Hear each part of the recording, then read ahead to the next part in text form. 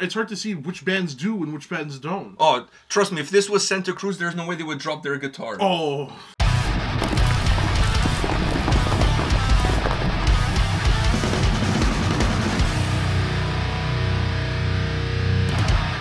Welcome to another episode from Takedowns to Breakdowns with A&P, and today I'm here to share with you and with you two stories that could not be more opposites from one another.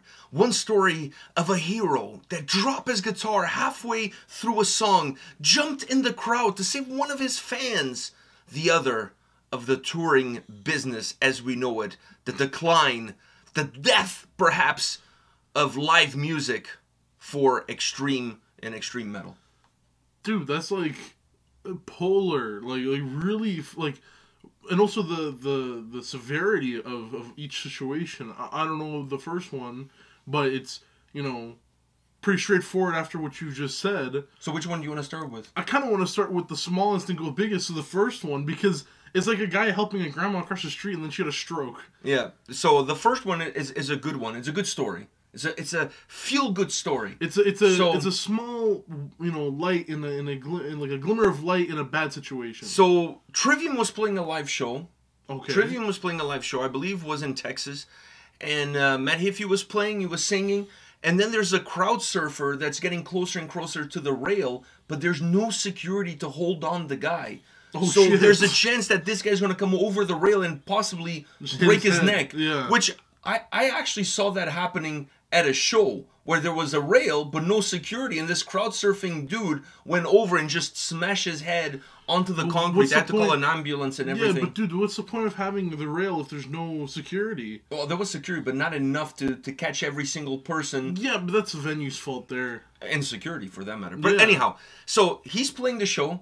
He sees this happening. He drops his guitar, jumps into the pit, helps the guy over the rail, makes sure he's okay, walks back around, puts his guitar on, and then he calls for more security up front so that this kind of situation doesn't happen. The point being here is, I mean, I think there's 2 points to be made. One is, what a fucking hero. Oh, is that where you're going? Yeah, I wish Matt Heafy would coddle me in his arms as I'm coming across a barricade. That would be tough. My hero. Like, you know, I kind of wish. You have, like, Foo Fighters playing in the background? Yeah, there but you know, this goes my hero. Exactly, and this also kind of doesn't, I mean, I'm making a claim right now.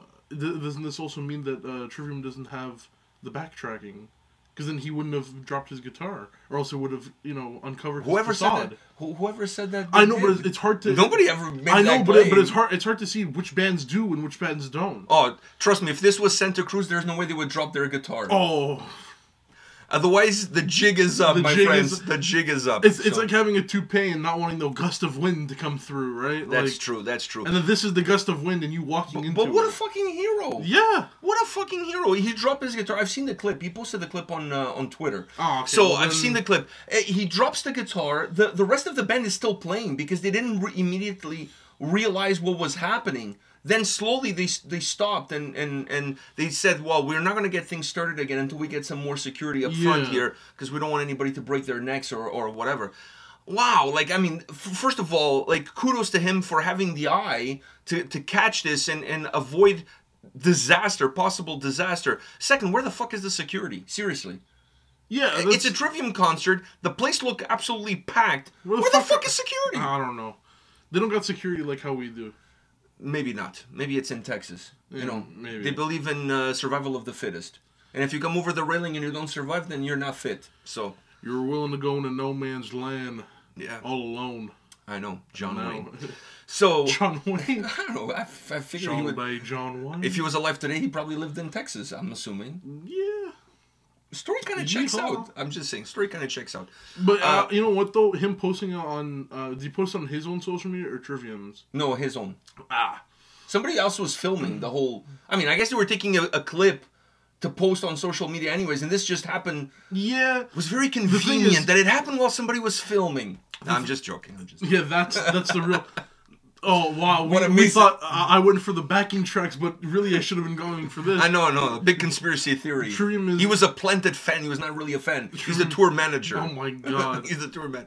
They just want to make themselves look good. Ahead. Yeah, they just want to make themselves look good. Well, yeah. The thing is, like, I don't know what it is. I mean, especially like when there's a hero situation and the hero posts about it. For me, it's like it kind of defeats a little bit of the purpose of. Because now you're claiming you're a hero, but like I like the. He actually kind of did that. Yeah, but I like those heroes who don't claim that shit. They're like I'm just. Somebody else should have posted the clip. Like if someone interviewed him, hey, how'd you feel? Hey man, I was just doing a good service for my fans. I would hate for my fans to get injured, and that's it. But no, you have to post. But this just goes to show what kind of person he is. Because if this was me, I would have leaked the video to like some website like Blabbermouth or something. I wouldn't post it myself. Yeah, I would leak it to somebody else, let them post it, and then say like, I don't.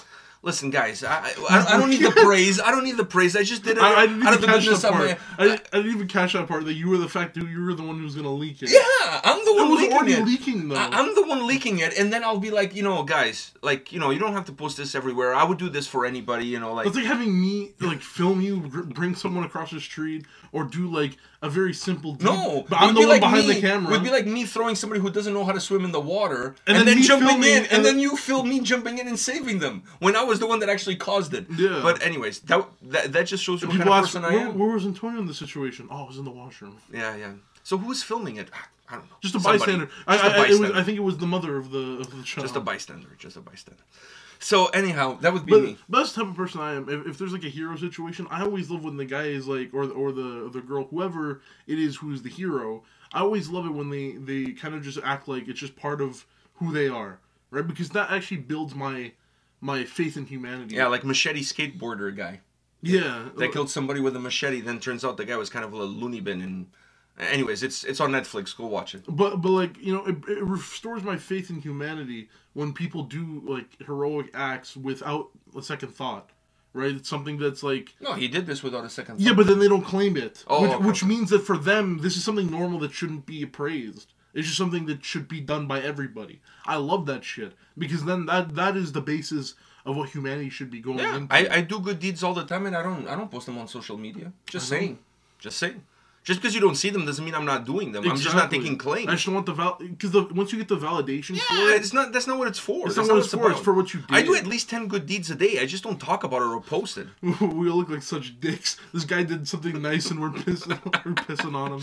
Anyways, now to the bed story. Yeah, no to the I planted some trees, but there's a meteor coming. This is the meteor. So a story got posted on news websites and whatever.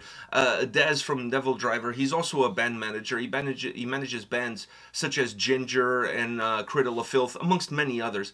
And he posted that one of his bands that he manages just finished a tour where they made over 200K, but then when everything was said and done, and they paid all the bills and everything was covered, the band only took home like 12K. And he was saying like, at this rate, like, something has got to give. The band took home 12K. Okay. So the tour made like, yeah, but then after paying the roadies, like the gross, right? After paying the roadies, after paying the bus, after paying the band members themselves, the whole band took home 12K. 12K. How many people were in the band? That's kind of irrelevant. No, from 240K that the tour generated in revenue, the band still made 12K. That's nothing for a month on the road. Are you kidding me? Like if there's 5 people in the band, they're gonna make like 2,500 each. That's true. That's nothing after a month on the road. And this is why you gotta just kind of be a solo guy who hires people. When you go out, because then you pay them you're less. I feel like you're missing the point completely. The point on this one is that like this is unsustainable. Yeah. It's unsustainable. 2K a month is not even like it's not, especially in Canada, like we're it's below minimum salary, dude. Yeah, like it's almost not even worth going on that tour. Honestly, like you're away from the family for a month. And all you come home with is like $2,000. Some mega. Like I don't know where. Depending on where you live, you may end up spending that money just to fly back home. Yeah, fuck. Like you know what I mean? I didn't even think about that. Yeah, see, there's a lot of things you didn't think about. But anyways, it's unsustainable. Like you get home, it's like, how much did you make? Well, I had to fly here. I broke even. Yeah. I did it for the shits and giggles. I did it for the memories. So anyhow, they shut off our power. What he's saying on that news when he mentioned this, a lot of people were like, "What? Like what?" And I'm like, yeah, this is the way things are going these days. The cost of renting a bus. Let me just give you guys some info here. Back in the day, before the pandemic, normally bands, when they rented a bus, the bus came in installments. So you would pay a deposit up front, then halfway through the tour, or like first week of the tour, you would make another payment, then second week of the tour, you would make another payment, then you'd make a third payment, and then when the tour was over, you would make the final payment. Yeah. And that's how it was for almost pretty much everything, including the driver. Like, funny enough, almost every tour, like not almost every tour, but like every other tour, I feel like the bus always broke down somehow, some way. Yeah, but that's a different story altogether. But anyhow, the payments were made in installments as the tour was going. So as the band was generating revenue from merch sales and whatnot, they were able to make those payments as the tour was coming along. Same thing with merch, same thing with so many other costs. Plus gasoline was a lot cheaper than what it is now.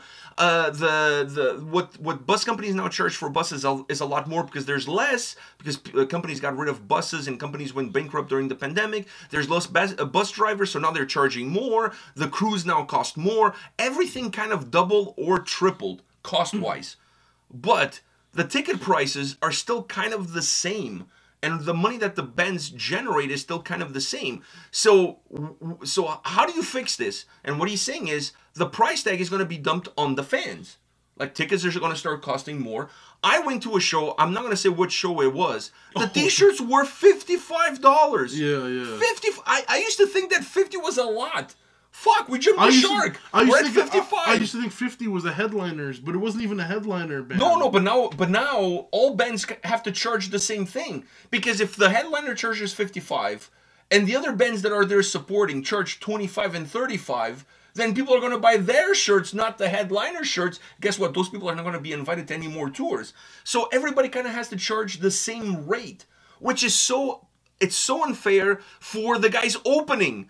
Because the headliner, people are going to buy their shirts regardless if it's 55. They may sell less, they may sell more, whatever, but people are still going to buy it. But for the band opening, why would I buy from Joe Blow for the same price as I can buy from like Metallica or whatever?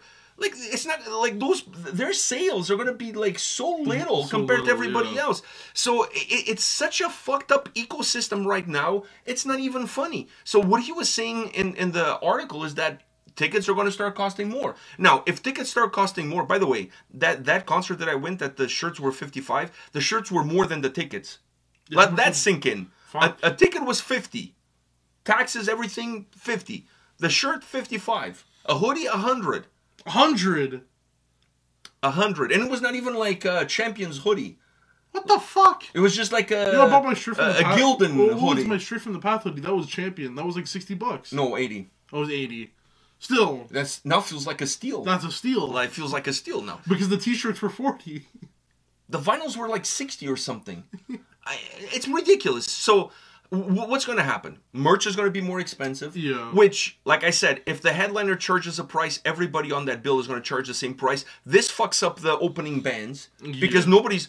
I'll tell you, that show that I went, there was people buying from the headliner. There was not a lot of people buying from the opening bands for this reason. Right? You were going to buy from the band. But not for 55 bucks. Holy shit. No. Not for 55. No, there's no way. Because then I can go on Indie Merch and buy it for 30. You can go on their website and buy it for 30. Yeah, even with the shipping costs and everything, it's still going to be less than 55.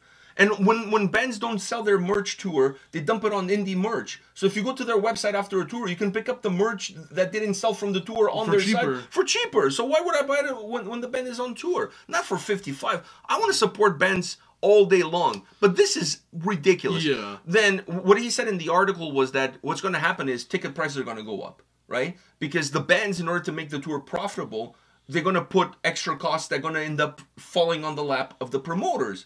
And for the promoters to make money, they're going to increase the price of the tickets, which is going to fall on the laps of the fans. But then what he also said, and it makes total sense, is that a fan that before maybe went to 3 shows a week, now he's going to go to 3 shows a month. Because of the price of the tickets and merch being so high, you can't afford to go to as many shows. Yeah. So you're going to go to a lot less. Well, So you're I'd almost say, going to start boycotting shows, not on purpose, but just because financially you can't afford it. But now it's an even worse form of what happened after COVID. Because after COVID, There was too many bands. There was too many bands and too many tours. To the point where it's like, okay, I have to choose which ones I want to go to. Now it's financially, I got to choose which ones I want to go to, right? And especially if you live in, here in Canada, like if you live in Toronto, a city like there's like city 4 shows a Toronto, week. So like city Toronto, there's 4 shows a week, but like in Toronto, rent and all this shit, like living in this country is one of the most expensive things. Like, if you go and a normal salary person living in this country could live in Texas in a mansion. Like that's how bad like our economy is. But we have healthcare. It's true. Like, but then there's parts of our country like Nunavut. Or I'm not Nunavut, Nova Scotia, where you can go there and for. I know, but who the fuck wants to live there? But exactly, no one wants to live in those parts, and that's the problem with having. You pay for living in a big city. Yeah, it's like living in New York, and it's living, not like it's exactly it's like living that. in New York City versus living in Buffalo. I mean, it is what it is. Exactly. The problem with Canada is it's not a Canada problem. It's a big city problem. It's a big city problem, but there's not enough big cities. Like we have 3. Like I don't even count Alberta. What does that have to do with anything? At the end of the day, but it fucks over the fans in general. But I'm talking from a local point of view, from the city of Toronto. But it's irrelevant to this problem. Instead of 3 shows a week, it's 3 shows a month. Like you said, it would be 1 show a month. Because who the fuck has that much money to go through 3 shows a month if they're upping the prices? Maybe in other places, maybe 3 shows a month. But I'm saying whatever. The point is still being. I'm saying as a local, I'm giving my local feedback, right? I can't speak for everywhere else. I can only speak for where I'm from. But the point is the same. The point is that instead of going to 10 shows, you're going to go to 3 shows. 3 shows. That's the point, because you're not going to be able to afford all the shows. And then what's going to happen is some won't bands even be able to afford the shows. And then some bands are going to have to cancel tours. They're going to have to cancel shows because people are not going. It's crazy. It's crazy. This affects everybody. It's a snowball effect that's affecting everybody. You know what I mean? The Metallicas of the world and those bands, that doesn't affect them. No. But, the other bands that really make a living off being on the road, it's becoming harder and harder to make a living off being on the road. Yeah. So, I don't know where this is going to end. I don't know where... The prices of merch have been skyrocketing even before the pandemic. Even before I remember when a t-shirt was $30. $30. Yeah. We're at 55. 55. So listen, you know what's bad is if we go to the Rock Pile for a show and the shirts are more than like 40. Because the Rock Pile, but those are really low end bands. But it doesn't matter. That's how you know it's gonna get really bad. See, if you go see Invicta or Raider or whatever, you can buy a shirt for $25, $30, and that's what's going to end up happening. I'm only going to buy merch from local bands who can really, use the help anyways whenever they do shows, because it's becoming unaffordable. Like it really is. It really is. It's ridiculous. I honestly don't know where this is going to end. I feel like the bubble. The extreme metal touring bubble is about to burst at any minute now. Yeah, soon people are just going to be like, fuck it, we're just doing virtual concerts again. It was way cheaper. No, it's not even that. It's that you're going to have to be a lot more creative when you're putting your tour packages together. You have to really put together like 3 or 4, almost like a single-day festival type lineup on that tour. And everybody makes a little bit less money on that tour, but that's the only way you're going to sell out and bring people to the venue. Or you have a 2-day thing where, like a WrestleMania, like how WrestleMania is 2 days, you have your own kind of like thing where you'll bring 6 bands on the road, right? You'll pay all that all at once. One night, one band plays, the next night the other band plays in the same venue, whatever. And then you choose which one you want to go to, just so you get more bands out there. And it's less, hassle. But they have to start packaging up some star-studded lineups. Your idea, I don't think it makes any sense. I don't know if it would work, but you got to start thinking about something, because the only way I can think of is you have to put together better packages. But then it hurts smaller bands. This is going to hurt everybody. Yeah. I honestly, I'm not even trying to come up with a solution here, because I don't have one. I don't know. I'm just throwing shit out there, but like the problem, at least it's not sticking. It's not sticking. I know, but what I'm saying is this is really gonna hurt not only fans, but like smaller bands. I'd say like medium-sized bands to bigger bands, it's gonna hurt them. But at the same time, they'll be probably part of those star-studded lineups. The smaller bands won't, and that's kind of killing your academy youth. It's a problem. It's a problem because Prices of tickets going up, prices of merch going up. Like I said, the opening bands charging the same as the headliners. Who's going to buy their merch? They're not selling as much as they could if the prices were lower. Because how many times you go to a show and you want to support the opening band and you're like, you know, I don't mind throwing $30 at a shirt or something like that. And then you go see 55. So I'd rather just give it to him in cash. Be like, sorry, I can't buy a shirt, but there you go. Yeah, so I honestly don't know what the solution is, but that this is a problem and it's becoming more and more apparent. That I have zero doubts. Zero doubts. It's just sad. It's just really sad. It is. There's got to be a better way to make things function. But this is a result. I mean, this is not just a result of the pandemic. The pandemic kind of fast-tracked this problem because for a very long time, bands do not make any money on their music. They just make money on touring. So whenever you have that kind of a business model to begin with, it's flawed from the start. So the pandemic kind of just exacerbated the problem and fast-tracked it. And now you have everything costing more. Gasoline is double of what it was. Tolls for when you're on the highway are more. The bus rentals are more. The driver is more. The hotel costs are more. The flight costs are more. The merch costs are more. Everything costs more. And by the way, bands now have to pay everything up front. They don't have the options of doing it in installments. So now when you're renting a bus for the tour, guess what? If the bus is 10 grand, you got to put up 10 grand up front. So the bands are starting off a tour already in the hole 30 grand easily when it comes to the visas, the plane tickets, everything, I think the merch, everything. Honestly, they're in the hole for 30 grand just to start off. So honestly though, what I do think is if bands can survive until this is over, because to be honest with you, I think it's just going to take time. I think time is all it's really going to take for shit. But if I know one thing about economy, once things become, But if I know one thing about economy is once you reach a certain level of price, you never see that price going back down. We're at 55 for a T-shirt. We're not going to see a concert where a band I don't know. I'm throwing a band out there. Ghost is going to now start charging 30 because they're like, you know, we're making enough money. We don't need to charge 55 any. No, dude, it's supply and demand. If people are willing to pay 55, they're going to charge 55. And then they're going to try to charge 60 at some point. And if people continue to buy it, they continue to charge it. At the end of the day, 60, one of the numbers. The only way prices go down on merch and things like that is if people don't buy it. Yeah. Because then the message gets out that, hey, you know what, we're charging too much. Yeah. And people don't buy it. That's the only way. But then again, then the men can't go on tour because they didn't make any money. It's a really catch-22 here. But like you can go like it's greedy to ask for more, and it's also greedy not to buy, because if once you're not gonna buy because it's too expensive, let's boycott this. But now the band but I'm not saying that fans will boycott on purpose. No. But I'm just saying fans financially can't afford it. Exactly. They just can't afford it. And then the bands that are only doing this because they need to live and they need ends meet, they're gonna see, oh fuck, no one's buying, and then we can't come on tour. It's a lose-lose situation. Dude, I went to see Black Anvil. I bought a T-shirt. I think it was $30 if I'm not mistaken. 35, maybe 35. I'd rather support I want to support the band. 35, I bought a shirt. Yeah. 55. If I put a little bit more, I can buy 2 Black Anvil T-shirts. Yeah, there's too many 5s in my opinion. 2 5s next to each other, that's way too many 5s. Anyways, I don't know where this is going, but that article from Des from Devil Driver puts a huge spotlight on what it means for medium-sized bands and even like lower entry-level bands.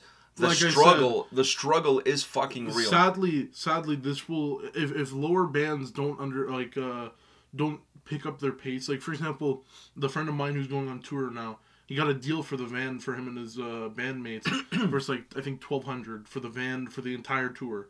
Right? Yeah, but they're on a van. It's not a bus or a trailer. I know, but these smaller bands, they're finding ways to get out there without.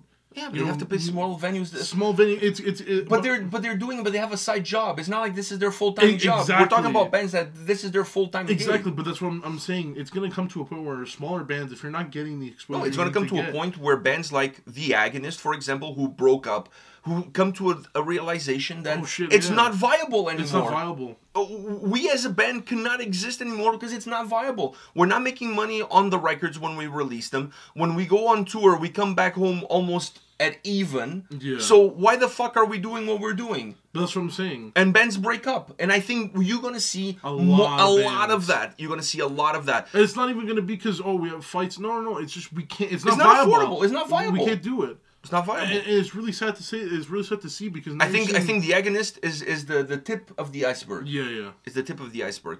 Talk about a band that had almost 500,000 followers on Facebook alone. They're not like a nobody band. And they just broke up. Not because they had internal struggles or whatever. They just can't do it. Financially, can't do it. Can't do it. So, regardless of what they're saying, my opinion is that. Because they didn't say it was because of that. They said, you know, creative differences. That's what everybody always says. Forget about the creative differences. You just can't, like, they had to cancel the tour because they couldn't afford to go to Europe to do a tour because they knew if they went, they would lose their pants and they wouldn't make any money off of it and they would come back owing money. At the end of the day, they came to the realization this is just not viable. No. And I think if I want to be in a band, I'll do it for fun at this point. Like, exactly. So I think more bands are going to follow that path. A lot of band members unfortunately, are going to need to get like real jobs. Yeah, unfortunately, a lot of bands are going to follow that path. It's sad though. It's really sad to see because like we're witnessing. And no band is like I said, we're witnessing the spear. But it's the sad tip of to the see spear. Even Agonists shows that no band is too big to be slaughtered. It's just, it is what it is. It is what it is. All right, guys. Let us know your thoughts on the merch. How much is it the merch at the shows that you go to? And then the venues in the charge of the merch cut on top of that. So fuck. So anyways. I feel like if the venues lightened up on that, it would like lighten up. It would be good question. If there was no merch cuts at the venue, will the shirts be cheaper? I don't know. I think they would. I don't know. I think they would. Once you reach that threshold and people are still buying it, why go lower? I'm just saying. Hey, listen, I know a guy who bought the VIP for Metallica. $7K. He spent $15K in 15K in the whole thing because he also bought the Pantera VIP meet and greet. What the fuck? Anyways, his job. Jesus Christ. I want to be his son. So anyhow, on that note, guys, hit us up in the comment section. We'll see What'd you guys think of this situation? And what did you guys think of Hero Matt Heafy? Which seems like such a small, like, after what a hero. I don't know, what a hero. It seems like such a small little thing after talking about what we just did. What a hero. But there's a guy who's expanded his portfolio. Now he's producing albums. He produced Frozen Soul. He's managing bands. He's got the Twitch thing. So he's not like you know. He's spreading it around because I'm sure he's also realizing that you cannot put all the eggs in one single fucking basket. Yeah, smart dude. All right. On that note, guys, hit us up in the comment section. We'll see you all at the next video. See ya.